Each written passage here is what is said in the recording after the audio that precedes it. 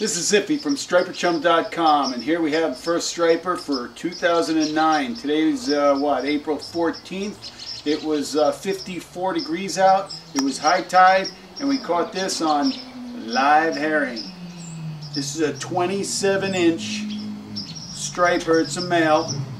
Caught at high tide, April 14th. I'm going to cut this open in a little bit. When we look inside his stomach, we're going to find a herring that's sucked down. Alright, this is a 10-pounder. The water temperature was 46.5 degrees, one of the first of the season. And we're getting ready to fillet it out now. Okay, the first thing we want to do is take out the guts. So we slip our knife right in here. There's a little hole there. And we slide up. You have to cut through a little cartilage right here. And as we open this up, we get all the goodies out. And then I cut this off here to release it. Pull it all out. And then we have to disconnect it from the top. That's the dirtiest part of the job. Right there. I don't want to get that bile all over the place. Alright, here's the stomach. I do want to see what's in the stomach, see what it was eating. So, see if anything's in here. Nope, my herring got away. There's nothing in the stomach. Don't see the herring anywhere here. Alright, I'm going to give this a quick rinse and then we'll fillet it out. The next step would be to take all the scales off, and you'd have to scrape all the scales off if you were going to eat it with the skin on. But I'm not going to eat it with the skin on, so I don't bother scaling it. I take the skin off with the scales intact. So our next step is to get behind this fin, behind that bottom fin, and cut through right behind the gill plate. You've got to kind of push a little bit because the scales are still on, and you come up to the back spine. Then you turn the knife right along the spine. And we just do this back and forth motion just to get through the skin. I don't want to go too deep yet. Work my way down. Try to stay right along that spine. I could feel the knife along that spinal column. Then we come back up and do longer motions to release the fillet.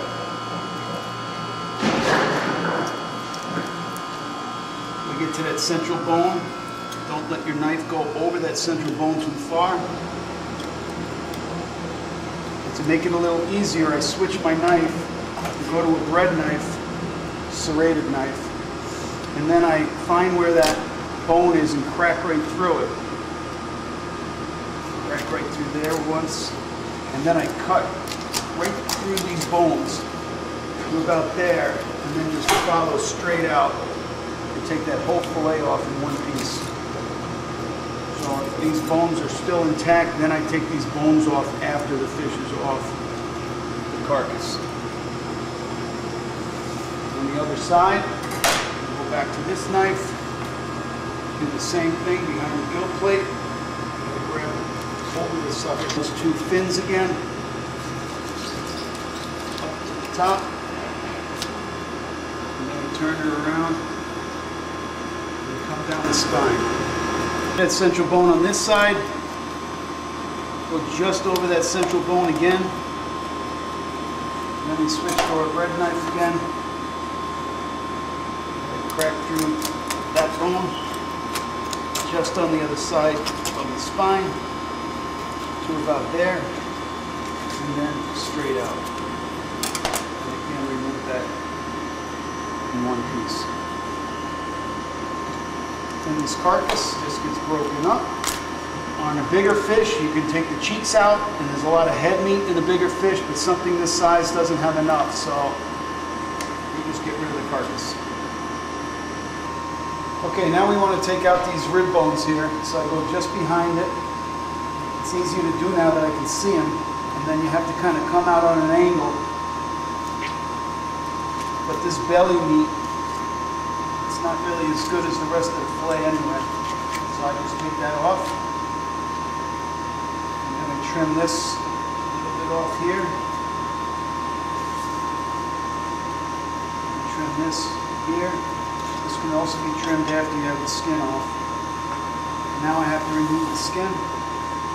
So I switched to a nice wide knife that's going to be longer than the fillet.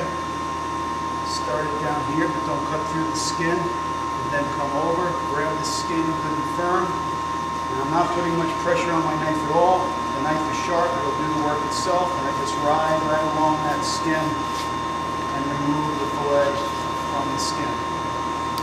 And the skin goes. There are a couple scales here. We're going to give that a rinse. And there's the fillet. The fillet can be cut down into smaller pieces now, ready for portioning. There are some bones right up in here, which we'll take tweezers and pull those bones out here. I just don't want to lose that meat, so I'll pull that out with a tweezer. They end right here. And there you have it. 10-pounder, fully filleted, ready for portioning.